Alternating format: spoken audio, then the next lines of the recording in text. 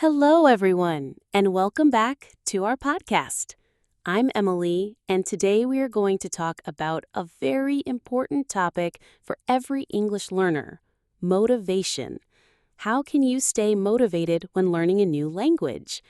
With me is my special guest, Daniel, who has been learning English for 5 years. Hi, Daniel. Welcome. Hi, Emily. Thank you for inviting me. I'm happy to share my experience with motivation because honestly, I know how difficult it can be to stay consistent. Yes, exactly. Many learners start with energy, but then they get tired or discouraged. So let's start simple. Daniel, what motivated you at the very beginning to learn English? At first, my motivation was movies. I wanted to watch my favorite films in English without subtitles. I also dreamed of traveling and speaking confidently with people around the world. That dream gave me a strong push.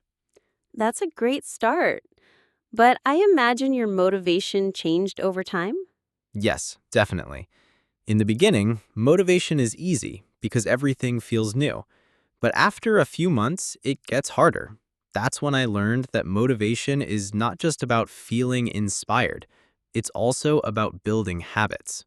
That's an excellent point. Many learners think motivation is like magic, but actually, habits are more important. Can you give an example? Sure, I created a small daily habit, just 10 minutes of English every morning. Sometimes I watched a short video, sometimes I read an article, sometimes I practiced vocabulary. Even when I didn't feel motivated, I told myself, 10 minutes only. Usually after 10 minutes, I wanted to continue. That's brilliant advice. Start small, but stay consistent. Yes, because motivation goes up and down, but habits keep you moving. Exactly. Let's talk about difficulties. What was your biggest challenge in staying motivated?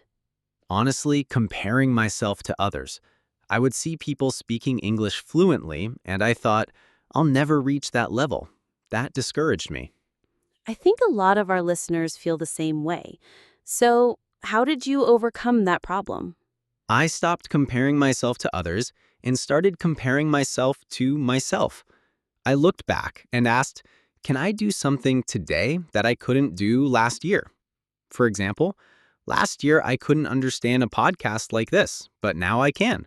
That's progress. That's a wonderful mindset, focusing on personal progress instead of perfection. Exactly.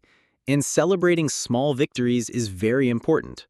For example, when I had my first short conversation with a native speaker, I celebrated, even if it wasn't perfect. Yes, every step matters. Now, let's give our listeners some concrete strategies. Daniel, can you share your top 3 tips for staying motivated? Of course. Tip 1, find content you love. Don't just study boring textbooks. If you like music, listen to English songs. If you love football, read football news in English. Tip 2, connect with people. Join an online community, talk with other learners, or make friends who speak English. Tip 3, track your progress. Write a journal, record yourself speaking, or keep a vocabulary notebook. Seeing your improvement is very motivating. Those are fantastic tips. And I would add one more. Don't be afraid to take breaks. Sometimes resting is also part of learning. Yes, absolutely. If you feel tired, take a break, but don't quit. Daniel, before we finish, what message would you like to give to every listener listening right now? My message is remember why you started. Your reason, maybe travel, maybe career, maybe friendship, is your fuel. Keep that reason in your mind and you will find the energy to continue. Beautifully said. Thank you so much for sharing your story and your advice today. Thank you, Emily. It was a pleasure.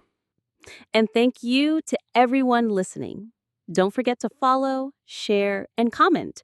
Tell us, what keeps you motivated to learn English? We'd love to hear from you.